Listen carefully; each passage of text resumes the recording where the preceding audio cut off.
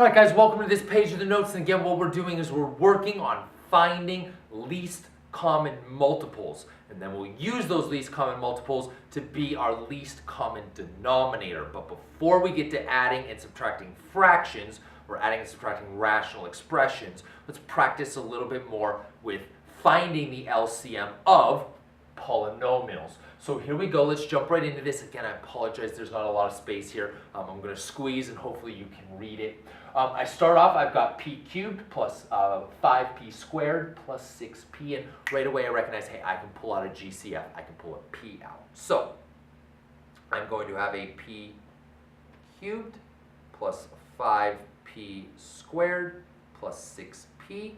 Well, I pull out a p, and that leaves me with p squared plus 5p plus 6. Well, that should factor as a general trinomial, hopefully. So let me write my two binomials. Spot you the easy bit. I need a p squared, which I get by doing p and p. And then the trickier bit, two numbers that multiply to 6 and sum to 5, actually not that tricky. Plus 3 and a plus 2. All right, great. The next one, I have p squared plus 6p plus 9. Now, hopefully you recognize this as a perfect square trinomial. P squared is a perfect square. 9 is a perfect square, and if you recognize a perfect square trinomial, then you know right away it factors into a p plus 3 and a p plus 3. But even if you didn't recognize that, don't sweat it, no problem. You do it the slightly trickier way, and you'd be like, hey, I need two numbers that multiply to a p squared. Well, that's not tricky, it's p and p. Then I need two numbers that multiply to a positive 9, sum to a positive 6, plus 3 and plus 3. So either way, if you recognized it as a perfect square trinomial, well done. I'm glad that you can spot those. That's awesome. If you didn't spot it, don't sweat it. You still get the same answer anyway. And of course, since those guys are the same, that is a p plus 3 squared. In this case, then, my LCM, and I apologize, I just won't be able to write it here, but the LCM is p times p plus 3 squared times p plus 2. Actually, here, let me see if I can squeeze it in right here. LCM, sorry, I'm so sorry that I got to squeeze. I should have left myself way more space. But the LCM turns out to be a p times p plus 2 times p plus 3 squared, right? So there's my LCM. I keep each factor the greatest number of times that it appears. Let's keep going. Let's try another one. Here we go. Q squared minus 4q plus 4, and then q to the third, 3q squared, and a 2q. We'll do this one first. Q squared minus 4q plus 4. Oh, again, hey, should hopefully recognize this is perfect square trinomial. Q squared is a perfect square. 4 is a perfect square. So if you recognize a perfect square trinomial, you know that it would be q minus 2, q minus 2. But even if you didn't recognize it, don't sweat it. Q and q get you the q squared. You need two numbers that multiply to a plus 4 and sum to a negative 4. Well, minus 2 and a minus 2 is what gets you there. So whether you recognize it as a perfect square, or even if you don't and just factor it as a general trinomial, whatever, you get to the same answer. Obviously, it's better if you recognize the perfect square trinomials because it'll save you a little time. But even if you don't sweat it. I know I'm going to have to factor out a q, and then hopefully it'll factor as a general trinomial. So here we go. I got my q cubed minus 3q squared plus 2q. I start by pulling out that GCF of q, which leaves me with a q squared minus 3q plus 2. And then hopefully it'll factor as two general trinomials. Q times q gets me q squared. I need two numbers that multiply to a positive 2, sum to a minus 3. I guess that's not too tricky. A minus 2 and a minus 1 will do it. All right, which means my LCM, and again, I am so sorry that I have to squeeze in here, but my LCM is equal to, well, the Q. I need the Q. I need the Q minus 1.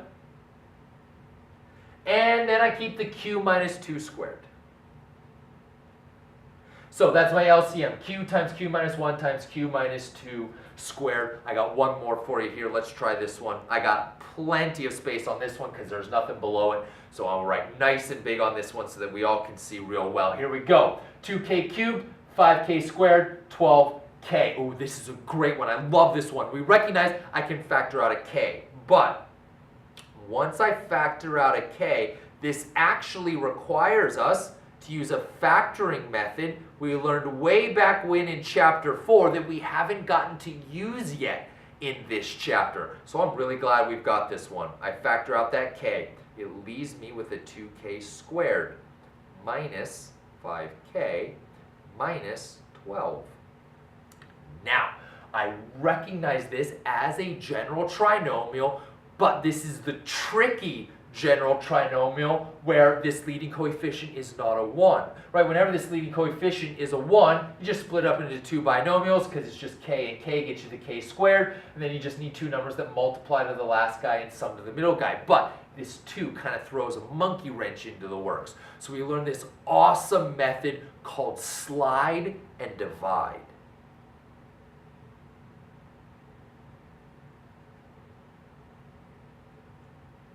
So we're going to use the slide and divide method, and again, what happens to most Algebra 2 kids is you remember the slide part, but you forget the divide part. So please don't forget slide and divide. We'll slide first, factor, then you got to remember to divide. Remember, here's the way it works, the slide part. We take that leading coefficient, we slide it over, and multiply it by that last number. So here's what I now have. I now have k times k squared minus 5k.